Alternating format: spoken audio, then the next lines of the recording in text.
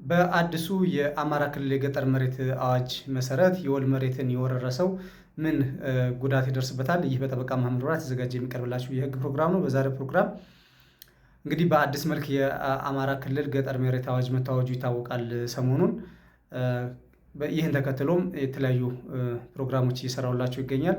ለዛሬው ደግሞ የማቀርብላችሁ የወል መሬትን የወረረ ሰው ምን አይነት ቅጣት ይደርስበታል የሚለውን ገልጸላችኋለሁ። እንግዲህ የወል መሬትን የወረረ ሰው በአማራ ክልል አዲሱ አዋጅ መሰረት የወል መሬትን ወሮ የያዘ ወይም ያረሰ ወይም ለግል ጥቅሙ ያዋለ ሰው ከ30 ሺህ እስከ 100 ሺህ በሚደርስ የገንዘብ ቅጣት እና እስከ 5 ዓመት የሚደርስ ጽኑ እስራት እንደሚቀጣ በአዋጁ ተደንጓል ማለት ነው።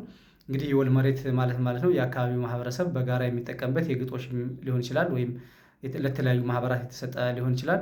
ይህንን መሬት ለግል ጥቅሙ ያዋለ ሰው ወይም የኔ ነው ብሎ የያዘ ሰው ከ30 ሺህ እስከ 100 ሺህ በሚደርስ የገንዘብ ቅጣት ወይም እስከ 5 ዓመት በሚደርስ ጽኑ እስራት በሁለቱም ሊሆን ይችላል ማለት ነው። ይሄ በገንዘቡም በእስራትም ሊያስቀጣ ይችላል ማለት ነው። ስለዚህ የወል መሬት የሆነን ይዞታ ወይም የመንግስትን ይዞታ በህገወጥ መልኩ ወሮ መያዝ ወይም መሬቱን ለግል ጥቅም ማዋል እስራት ወይም የገንዘብ መቀጮ ያስደርሳል ማለት ነው። ከ30 ሺህ እስከ 100 ሺህ የሚደርስ ገንዘብ ቅጣትና እስከ 5 ዓመት የሚደርስ ጽኑ እስራት እንደሚያስቀጣ ተደንጓል ማለት ነው። ስለዚህ የሚመለከተው አካል ሳይፈቅድልን የወል መሬትን መያዝ የለብንም ማለት ነው።